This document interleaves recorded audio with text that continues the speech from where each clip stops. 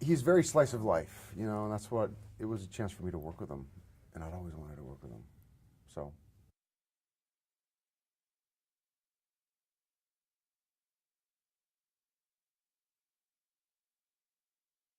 It was the first time, but I'd heard great things. I mean, everybody that I knew that had worked with him said that he's the sweetest guy that you'll meet, and there's a reason why a guy like that is so beloved, because it's not just, you know, he sets the temperature for the set, because everybody sort of feeds off of his good nature, and it's a nice place to work, you know, because it isn't always like that.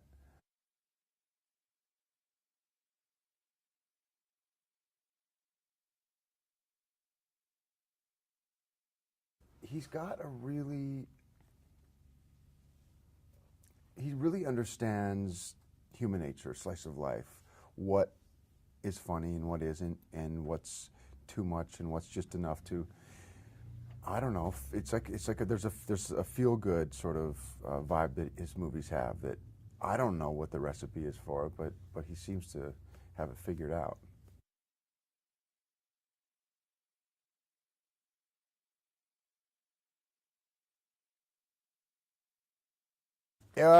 You know what? It wasn't so bad actually when we were out there. I mean, it was, I believe, well, that's not true. There were some times that were, but the stuff that was outside wasn't too bad. It was unseasonably warm while we were there. I mean, it was snowy outside, so it was meant to feel cold. But, you know, that tux was my dad's tux. And the idea was that it was a little bit too big and maybe a little bit dated. The bow tie might have been a little bit too big. But, you know, that was my major character choice in this movie. I thought it was pretty ballsy.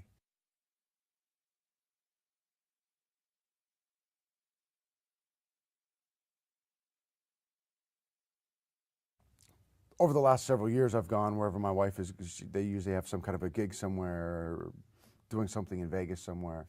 So I end up just sort of going and tagging along wherever that is. Nobody's asking me to perform at, you know, the latest club in Vegas. I don't know why, but it's just true.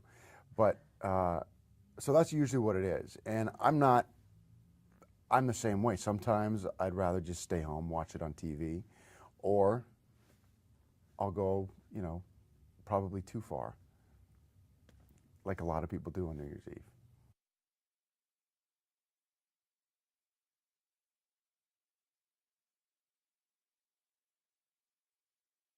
Well, to be truthful, a lot of the times I'll fall asleep at about 10 and then wake up at about 2 in the morning and it's already over with. So, but I got to say, maybe the best New Year's Eve that I've had was, let's see, it would have been 4 years ago.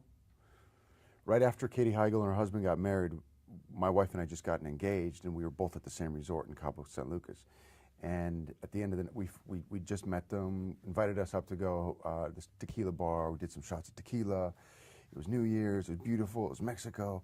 The band had just quit playing, and there's still maybe 40 people lingering around. And her husband gets up and sings a song to her. Asked the band if he could turn on the mic and sing Katie a song.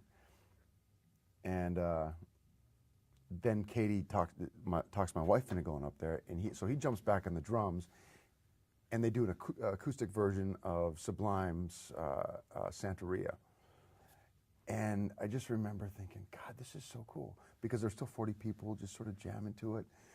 And Katie and I looked at each other, and I was like, well, see, we can't do this. We can't just take our show on the road. What are we going to do? Like recite Shakespeare? Nobody wants to see that. But if, as a musician, you can do that. You can go anywhere and you know, go play.